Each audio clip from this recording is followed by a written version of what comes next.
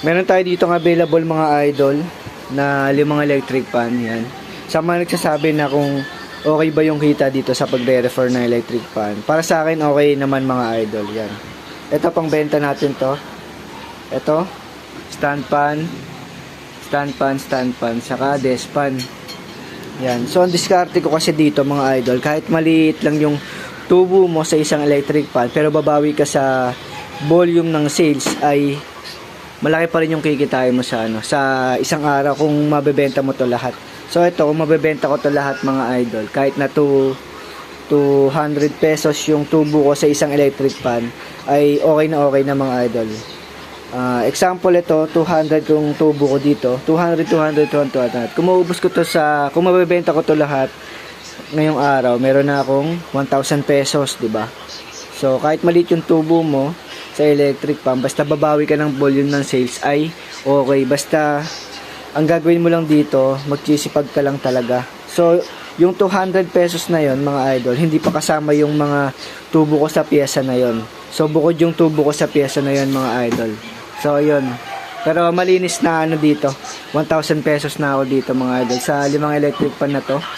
At nag-aaral na rin pala ako mag-rewind mga idol. Yan, ito yung yung machine ko ng rewind. Yan, siya, digital. Ang mga na-rewind ko na mga idol, ito, ako nag-rewind nito diyan sa electric pan na yan.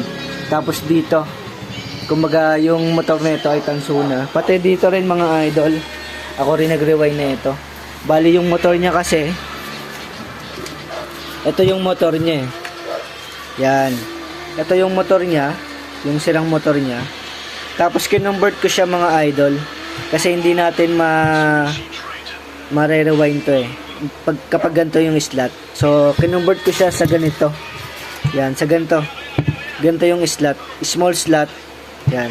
Pero mas makapal pa dito mga idol. Mas makapal pa dito.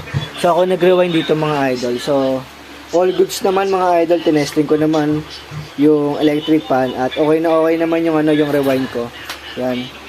So, nag-aaral na tayo mag-rewind mga idol. Motor na electric fan, saka motor ng dryer, saka washing machine. So kung gusto mo na kumita sa pagre-refer na electric fan, huwag ka lang mag-stay sa sa pagiging troubleshooter mga idol. Kailangan mo maging hunter saka restoration. So mag-hunt ka ng mga electric fan mga idol yan. Ito, mga nabili ko yan sa mga mga subdivision dito malapit sa amin. Tapos inayos ko yung mga kailangan palitan ng motor, pinalitan din natin mga idol para maging quality yung mga ibebenta natin na electric fan, di ba? So, yun mga idol, buy and sell lang para lumaki yung income natin. Diskarte lang.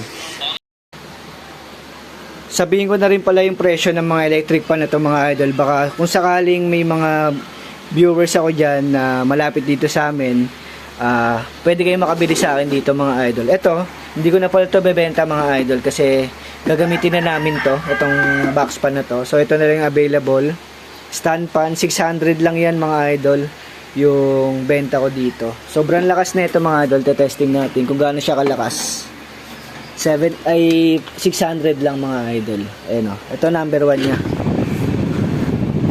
Number 2, number 3. Ay, number 3. Ito number 3. Yan mga idol. Quality yan mga idol, 600 pesos lang. Tapos, ito, yan. Benta ko dito 550 lang, 550. Kasi ito 550 lang din. Kasi ito mga idol, 550 lang din yan. So kung sure buyer kayo mga idol, pwede pa naman natin bawasan yan ng konti kung malapit kayo dito sa akin. So napakamura lang yung benta ko dito mga idol para ma-dispose agad to, yung mga electric pan na to, tapos makabili uli ng mga bagong mga bagong electric pan para pambenta uli. Kahit maliit lang yung tubo natin mga idol, at least yung pera hindi natutulog. So yun lang mga idol.